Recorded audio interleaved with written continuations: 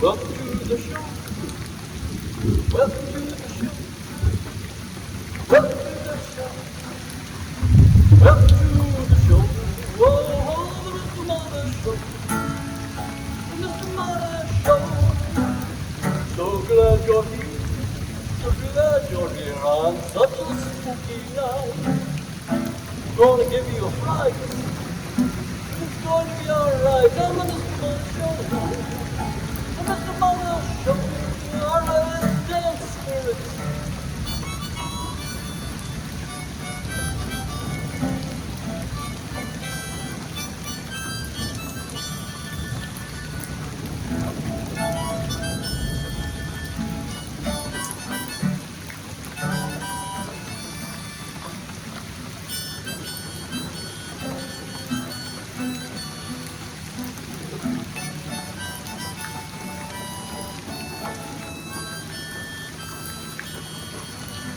I'm Mr. Marty Show. Mr. Marty Show. Mr. Marty, Mr. Marty Show. The Mr. Marty Show. It's the Spooktober Show. The Mr. Marty Show. The Mr. Marty Show. Yeah, the Mr. Marty Show. Mr. Marty Show.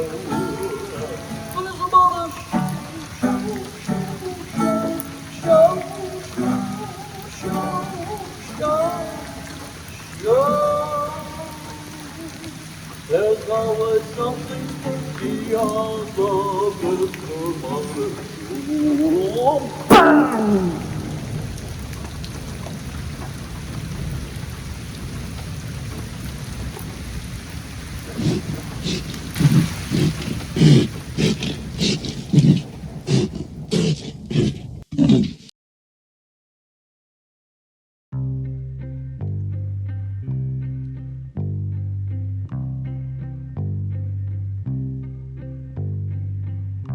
"20 feet from the dock,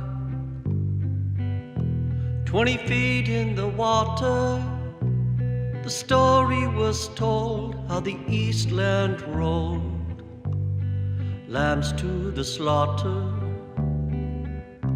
20 feet from the dock,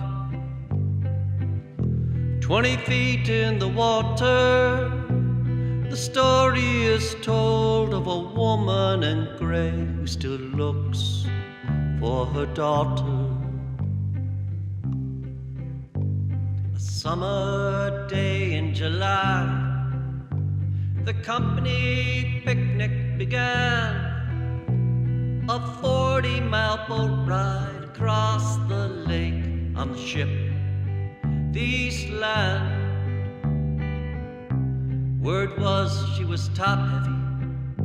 That word never got out to the 2,500 happy souls would soon find out. 20 feet from the dock,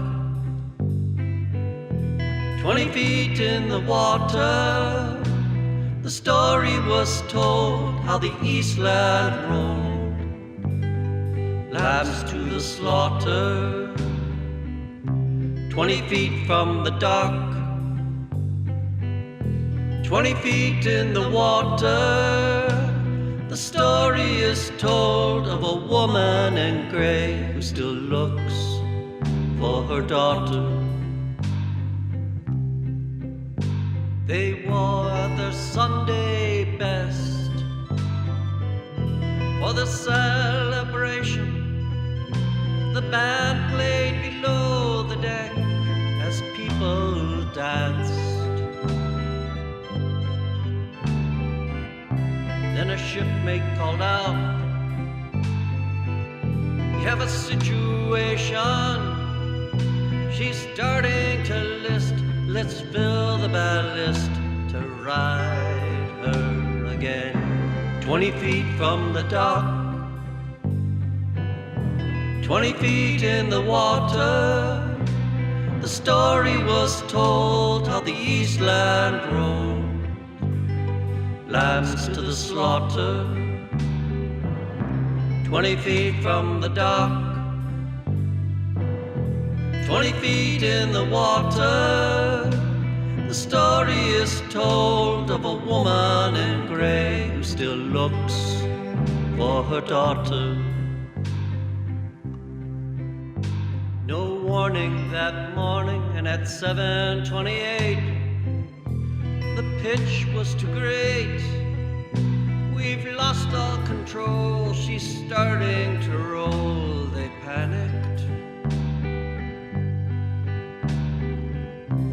In the river the people drown, the finest weighing them down, with a loss of life that would be greater than the ship, the Titanic. 20 feet from the dock, 20 feet in the water. The story was told how the Eastland rolled lambs to the slaughter. 20 feet from the dock, 20 feet in the water. The story is told of a woman in gray who still looks for her daughter. The screams, they said, were the most haunting sound. 844 perished, and of those 22 families were drowned. The scene was nightmarish.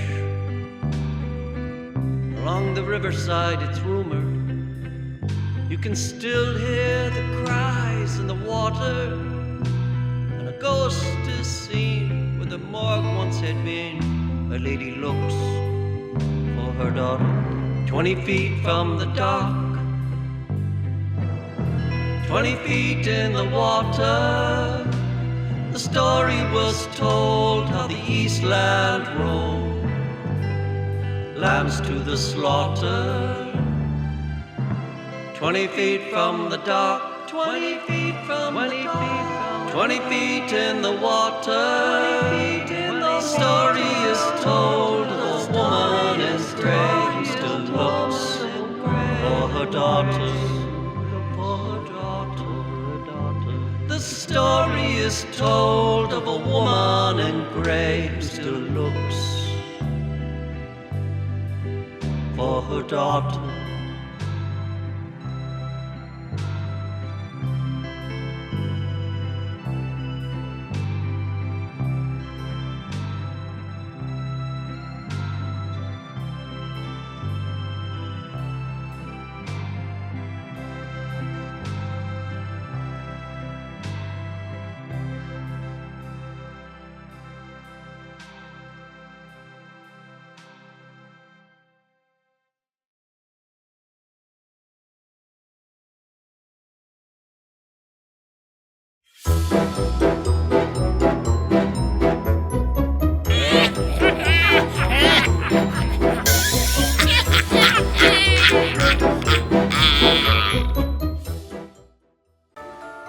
Hello, Mr. Marty fans.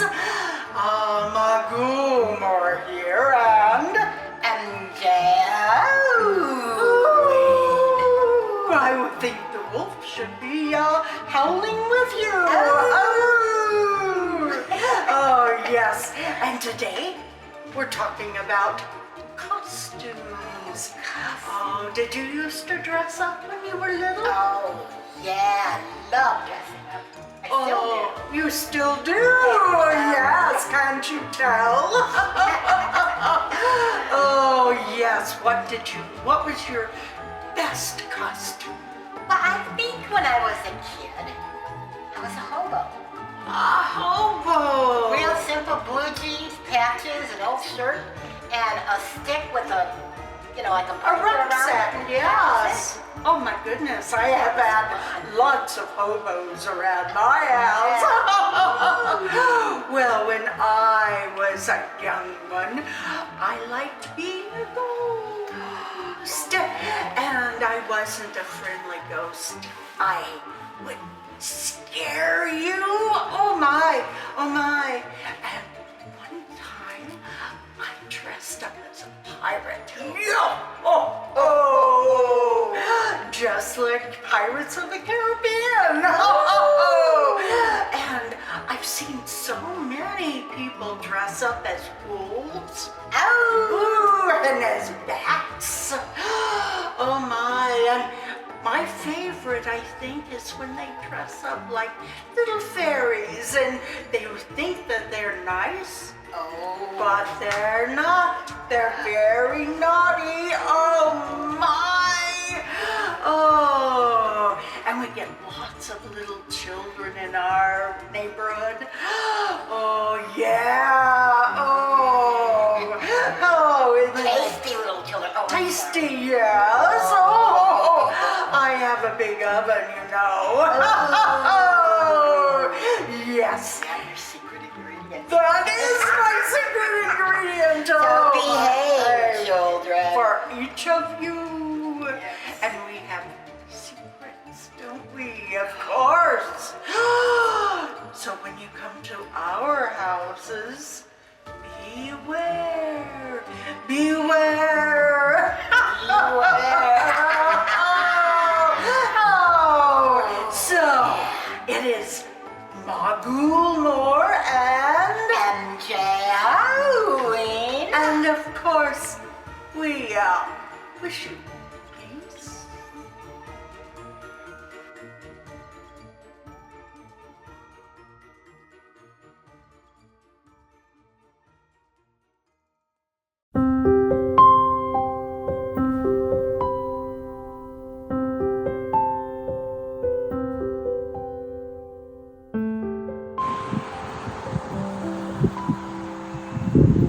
Hello, Mr. Marty fans. This is the old timer Don Davis again. I'm in Duxbury, Massachusetts, and here lie the graves of my ancestors. John Alden is down here to my left. Priscilla Alden Mullins Alden is to my right. They were two of the original Mayflower passengers. He was the ship's cooper, which he made barrels. And she was a young 16-year-old whose father and brother came with her on the Mayflower. Her mother and other siblings were back in England and didn't come until 1623. She was all by herself, and John fell in love with her. You may know the story of Miles Standish. Miles Standish was the Scottish Guard, the Scottish officer who really loved Priscilla, but Priscilla did not like him. She liked John. And so in the famous poem by Henry Wadsworth Longfellow, who is one of their kindred like me, he said that she said, "Speak for yourself, John Alden," when he told her that Miles Standish liked her. They ended up marrying and having children, and I am one of the... Thank you very much. This is the old timer saying bye.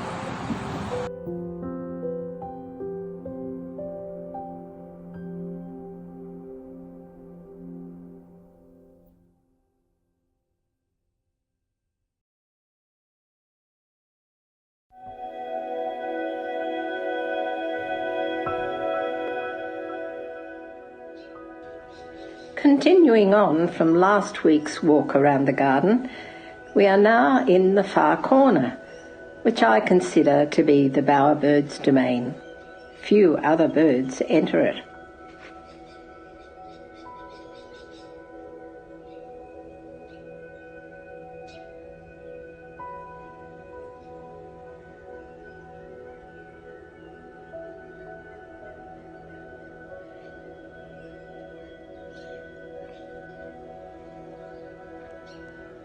Some plants are hidden in pots among ground covers because of the root systems of trees in this area. One tall oyster plant has now grown tall enough to be seen above its large green leaves. Many more are waiting to emerge. Agapanthus and seaside daisies are seen here too.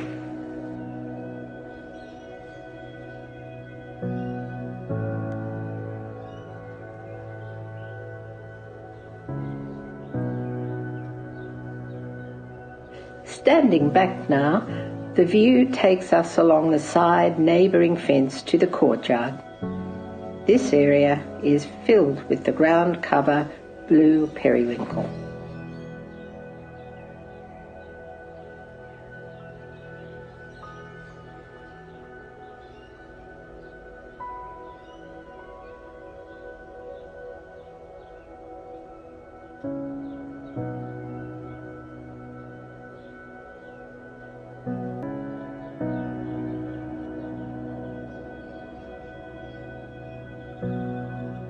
The size of the garden can be seen now and surprises some people who visit for the first time.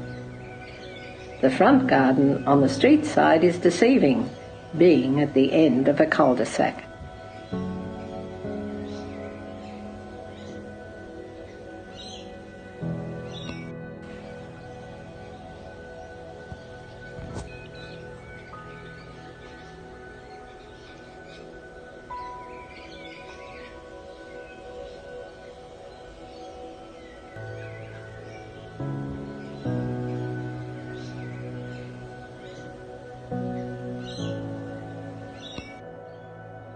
Looking at the size of the trees, some are now reaching out to each other.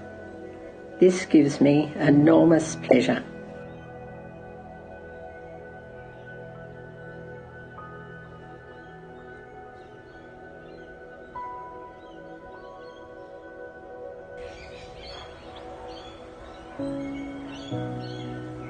The house was 3 years old when my husband and I bought it about 40 years ago, but there was no garden, apart from a rockery at the end of the house facing the street. It was virtually a bare block.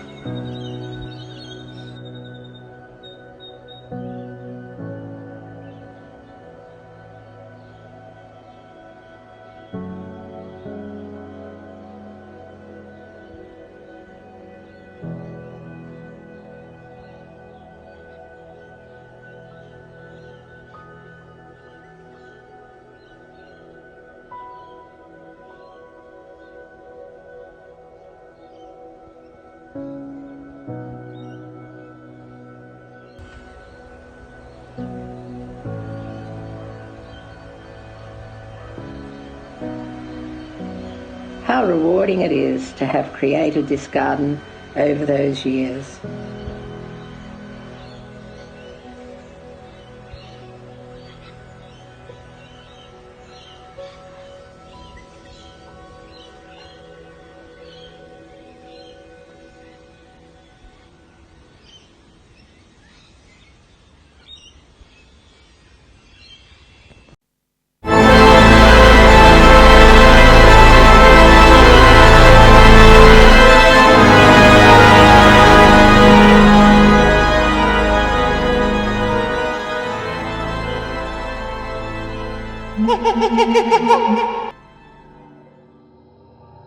Hello, Mr. Marty fans. Mike McScary here. I'm back this week to share with you the third episode of my story, The Monkey's Other Paw.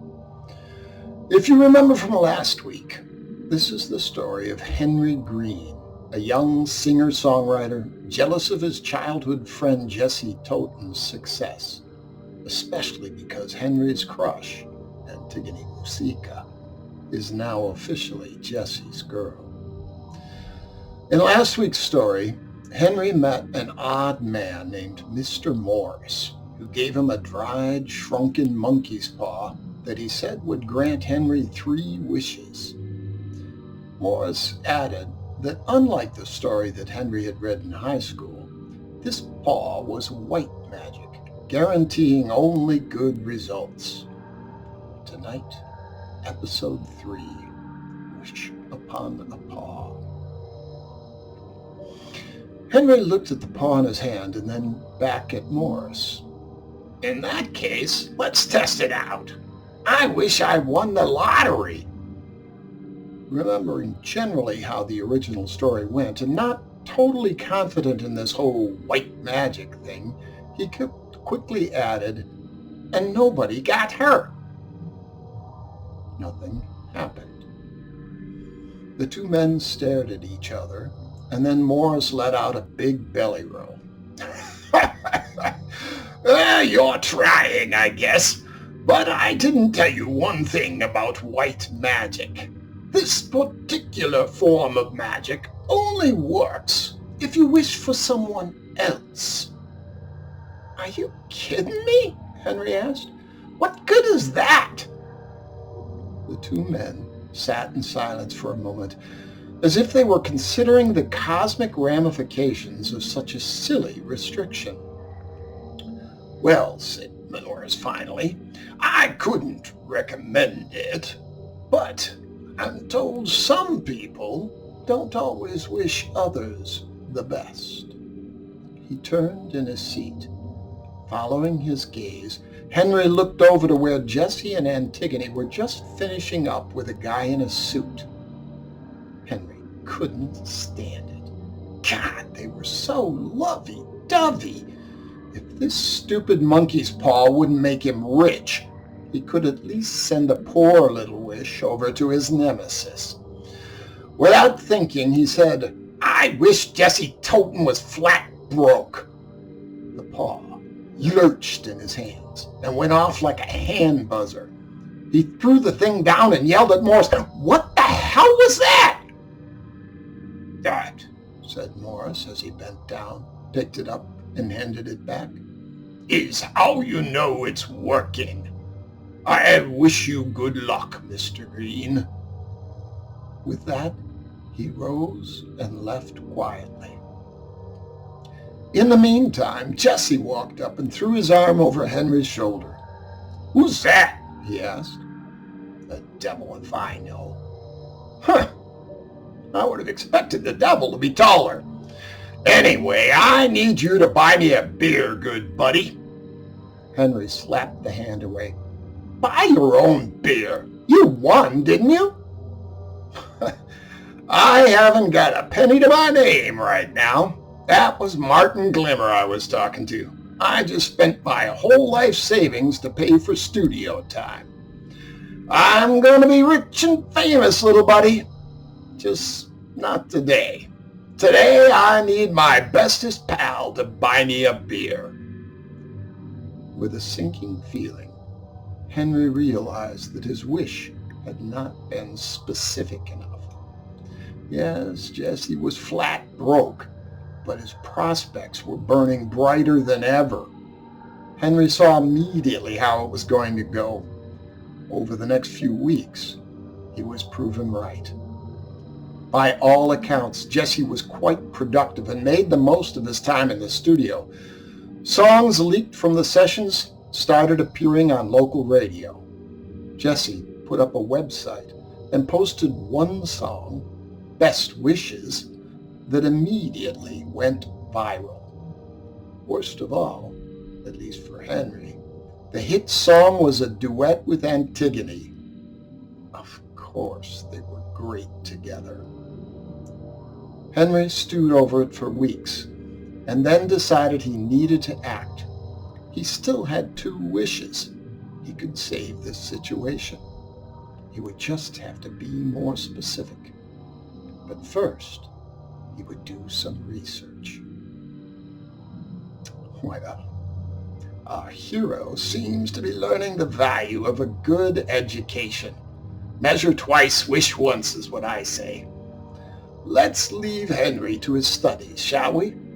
Tune in next week to see how the enlightened young man decides to proceed.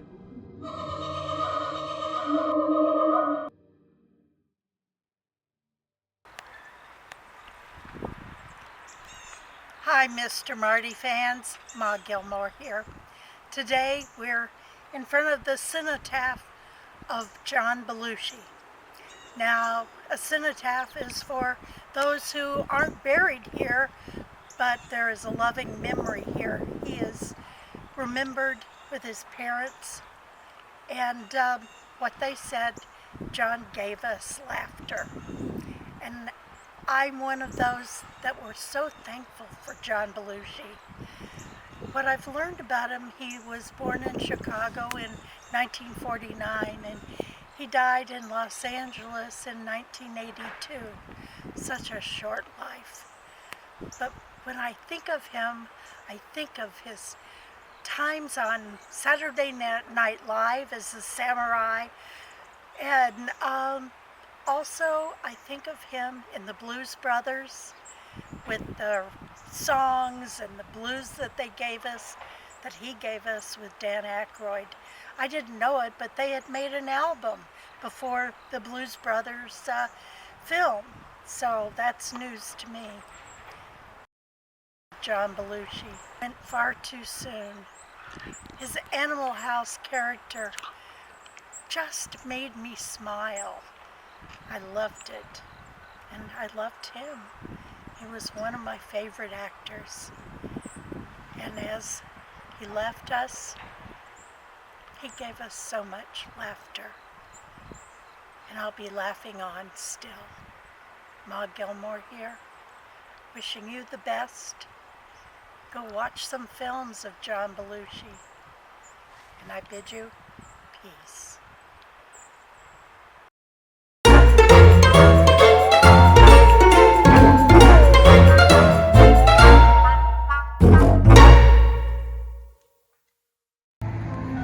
Okay, Mr. Marty fans, here we are at Ghoulish Mortals in St. Charles. The store for everything for the Halloween enthusiast. Take a look around.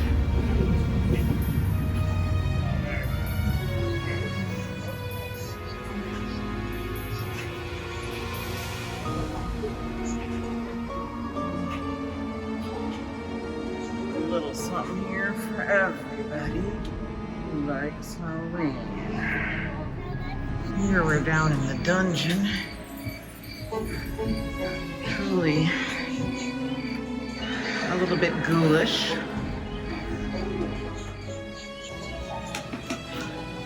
Skeletons of all sizes.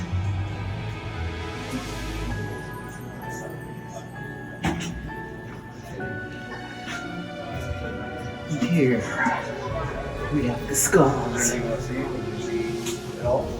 base? I want to see the base. And here you have the ghoulish children's books.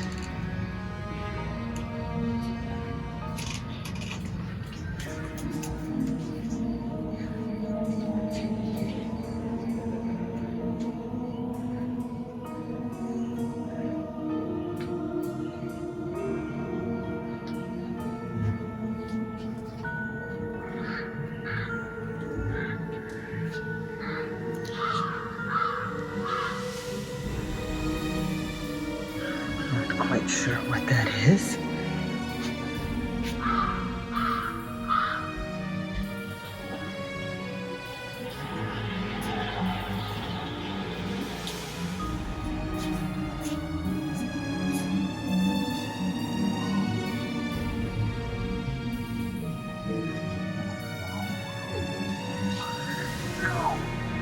Here we have bats and cats.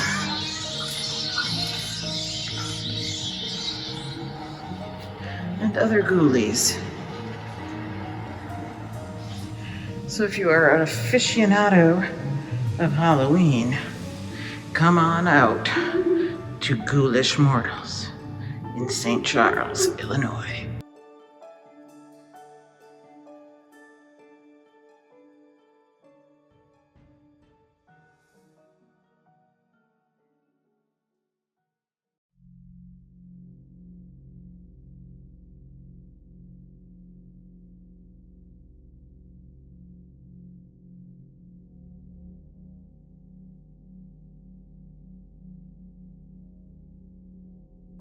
Hi, it's Phoebe again. I'm in the basement of the Elk Rapids Playhouse.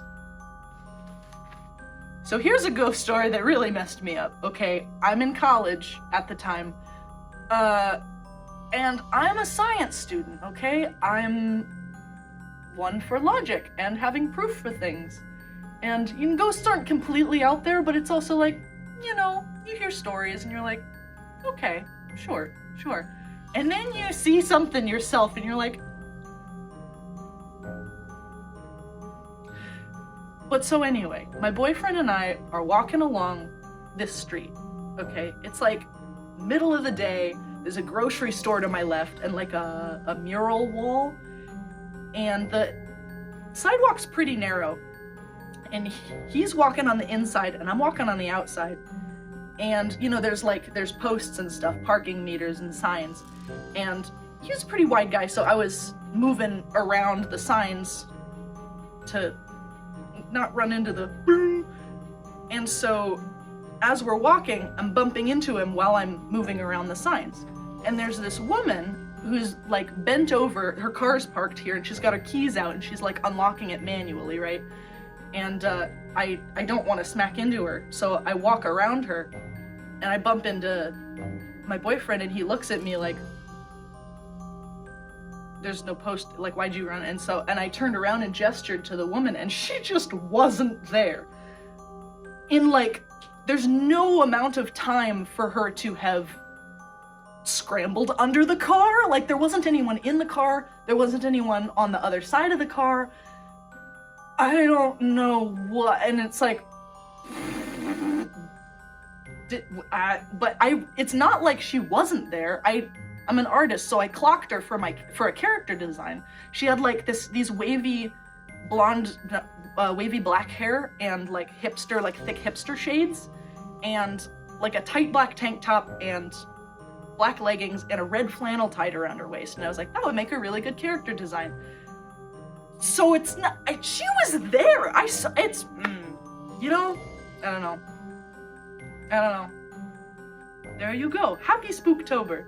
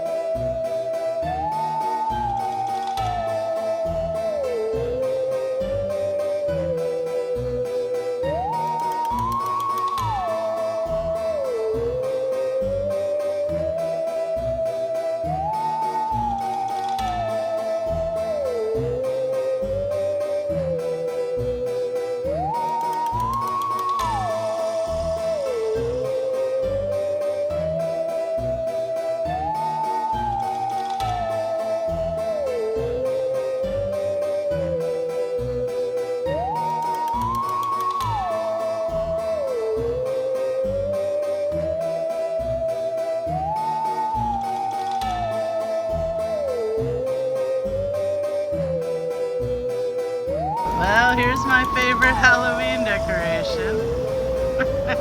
I don't know, if it's bigger than the store, it's probably too big to have at most people's houses. Kind of hard to see. Now Daniel and I are trying to debate if the real Stay Puft has that rosy cheeks or not. But he did fall the other day, maybe that's why he's so dirty. Now over here is pretty cool. This one looks like there's a person in there, which actually, we had some neighbors one time that would spook people. That would be a great idea, to look like a tree and then put your arms down.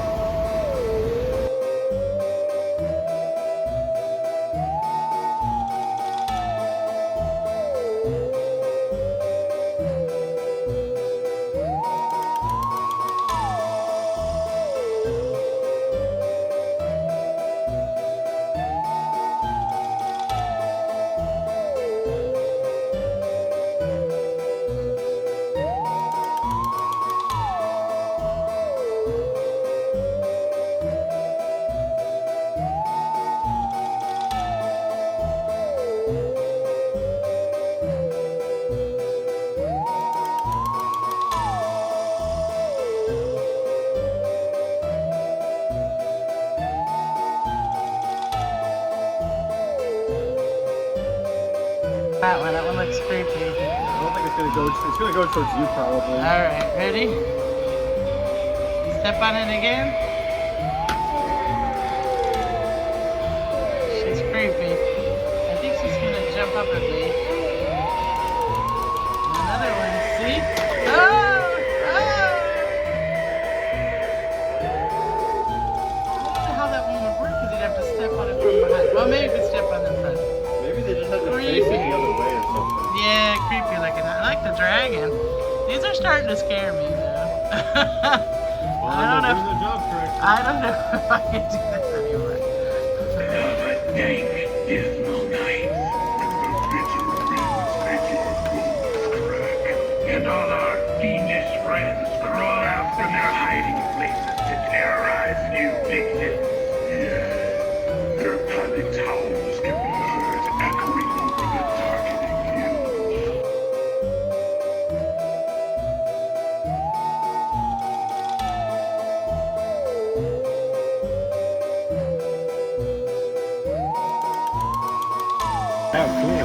Smoldering ruin. This earth is good for nothing and no one. Come out of hiding. You have nothing left to live for. Oh, that's hopeful.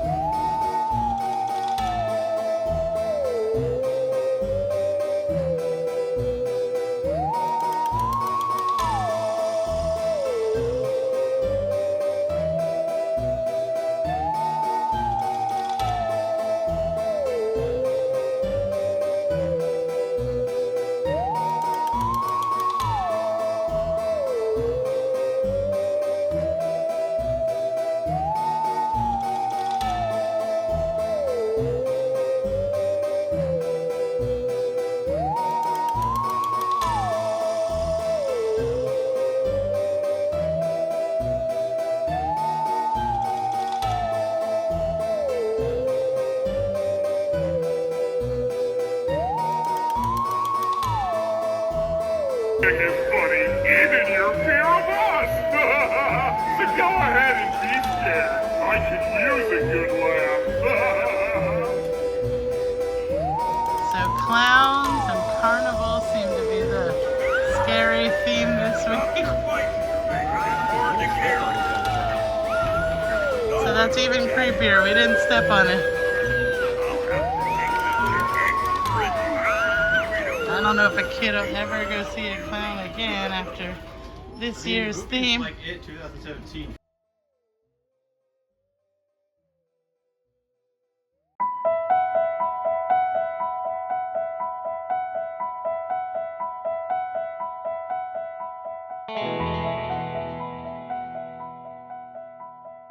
Hey everybody. So I've been busy working on this piece, a very challenging piece in the sense that I'm working off a very dark picture, but that's ultimately what I want. I want to get that kind of very moody, eerie kind of quality to it.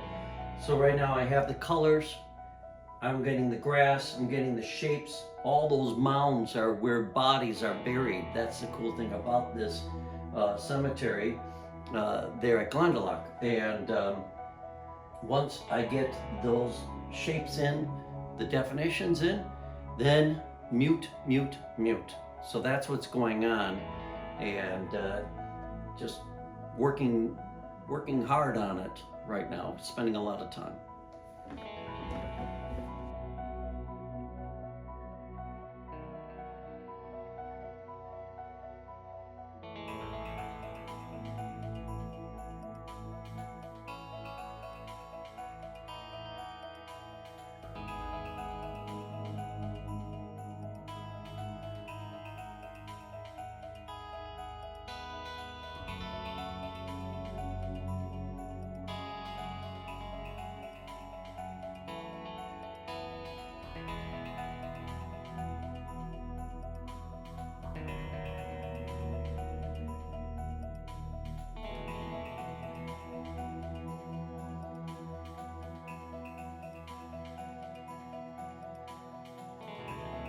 So I'm out here.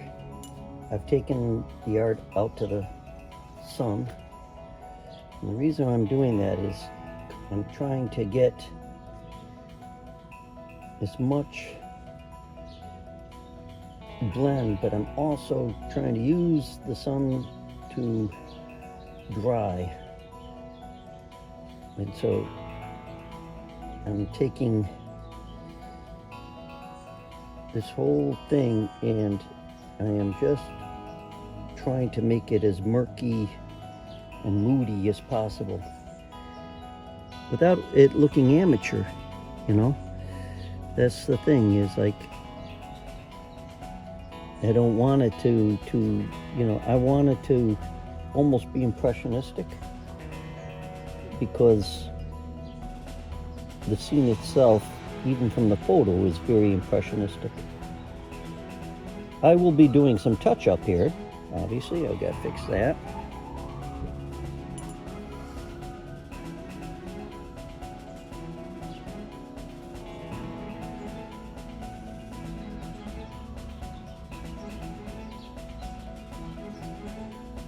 Hopefully that's giving you an idea.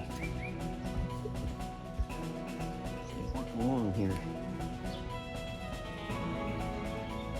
It's a lot of water I'm dumping on this. The sheet can take it though, which is great.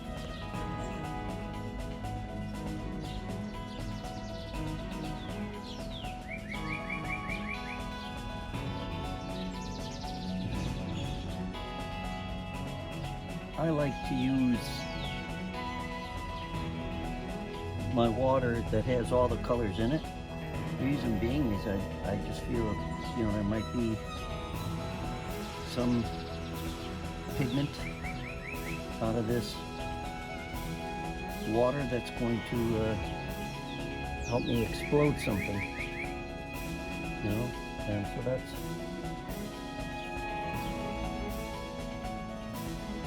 even lightly kind of going across the Celtic cross itself.